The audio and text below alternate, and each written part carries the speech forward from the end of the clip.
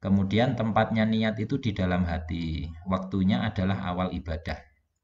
Ini ada pengecualian. Jadi waktu untuk niat itu pada umumnya memang di awal ibadah. Pengecualiannya adalah zakat. Zakat itu boleh niatnya dilakukan sebelum beras diterima oleh fakir miskin. Kita masih menyisihkan beras untuk dibawa amil zakat, masih menyisihkan beras itu sambil niat nggak masalah. Nah, meskipun sebenarnya nanti baru dikatakan zakat itu kalau sudah ada di tangan fakir miskin, tapi kan itu sulit. Makanya boleh niatnya itu di awal. Contoh lain adalah puasa.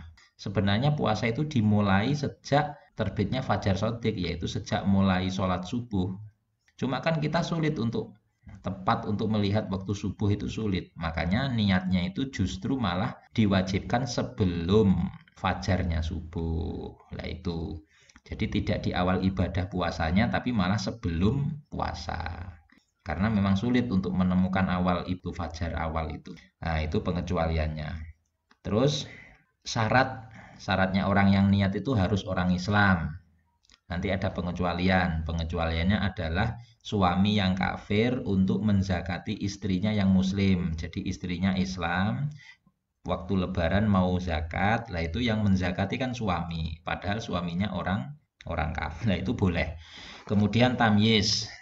Jadi orang niat itu tidak harus balik, tapi cukup tamyiz. Tamyiz itu orang yang sudah pandai meskipun belum balik.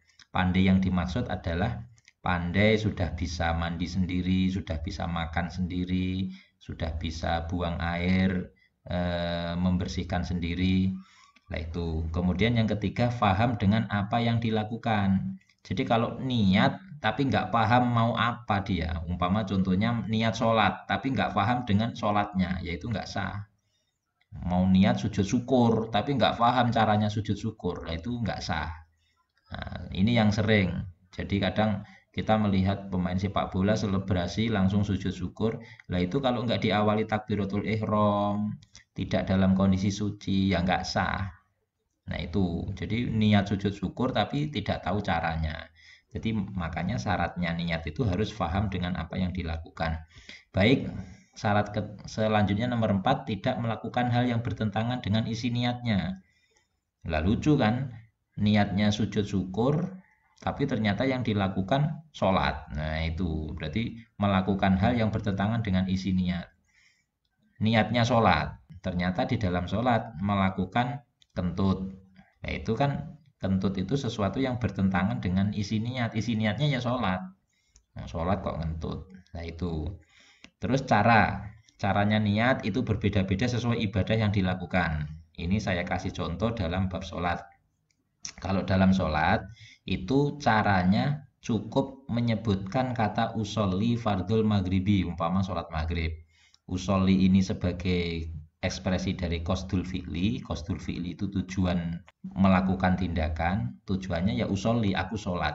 Kemudian fardi itu untuk fardiyahnya.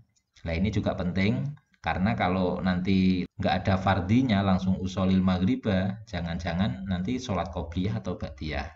Yang itu hukumnya nggak fardu tapi sunnah. Terus maghrib ini adalah takyin. Takyin itu penentuan. Jadi sholat fardunya yang dilakukan apa? Maghrib. Nanti kalau isya ya usoli fardul isya'i. Jadi itu takyinnya.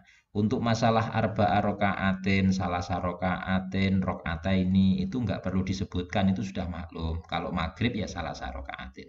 Jadi intinya dalam niat sholat ya hanya 3 ini. Usoli, lafat fardo, dan lafat maghribi.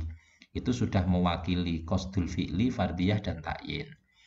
Contoh yang kedua, nawaitu shauma ghadin, ini niat puasa ini, an adai fardhi syahri ramadhani hadhihi sanati. Sebelum lebih lanjut saya terangkan dulu ramadhani. Jadi ramadhani itu harus dikasroh karena diidhofahkan kepada hadhihi sanati.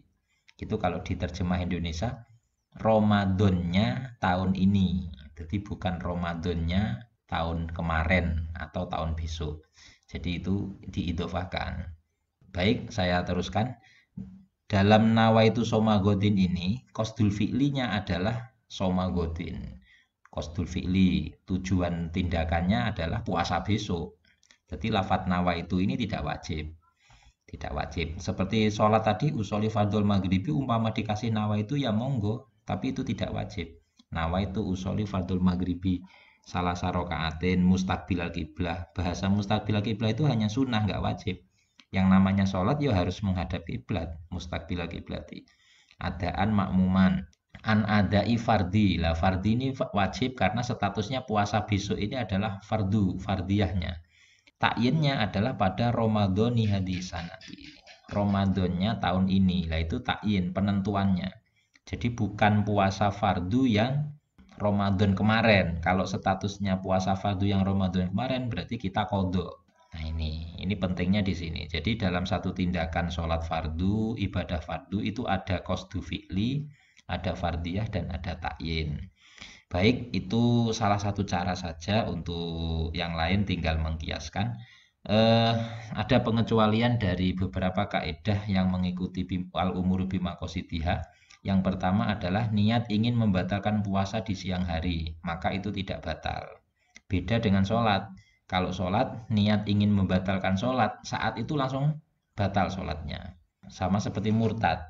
Orang kok niat ingin murtad, itu saat itu juga langsung murtad. Padahal belum murtad, masih ingin. Nah, pengecualiannya ini pada puasa. Kalau puasa siang-siang hari, niat ingin membatalkan puasa, itu tidak batal puasanya. Nah, ini pengecualian dari al-umuru bimaqasidiyah. Jadi meskipun sudah niat membatalkan, statusnya belum batal. Jadi nggak sesuai kaidah al-umuru bimaqasidiyah. Yang kedua adalah niat mentalak. Jadi masih niat saja, mentalaknya tidak jatuh. Selama tidak diungkapkan via ucapan atau tulisan dan sebagainya. Kalau orang bisu ya pakai tulisan, kalau orang nggak bisu ya pakai ucapan. Nah itu kalau hanya niat nggak boleh, ada unsur dengan orang lain. Kemudian nomor 3, saat wudhu lupa membasuh sedikit bagian wajah, namun kemudian bagian itu tidak sengaja terkena basuhan kedua atau ketiga, yakni basuhan sunnah, maka hukumnya sah. Nah ini, jadi silakan dipahami. Terus nomor 4, orang sholat lupa tidak sujud kedua, karena setelah sujud pertama ia langsung sengaja duduk istirahat. Duduk istirahat yang statusnya sunnah itu loh, untuk persiapan berdiri. Jika saat duduk istirahat itu ia ingat belum sujud kedua, maka status duduk itu bisa menggantikan duduk antara dua sujud, meski tadi niatnya untuk duduk istirahat. Coba diangan-angan, dipahami. Yang kelima, niat berzina atau mencuri dengan niat mencari nafkah, maka hukumnya tetap haram. Jadi tidak bisa disesuaikan dengan kaidah al-umuru bimaqasidiyah. Saya mencuri niatnya mencari nafkah. Itu kan sesuatu kan tergantung niatnya. Al-umuru bimaqasidiyah. Tidak begitu. Jadi hukumnya tetap haram. Baik, demikian keterangan yang bisa kami sampaikan. Mudah-mudahan bermanfaat. Assalamualaikum warahmatullahi wabarakatuh.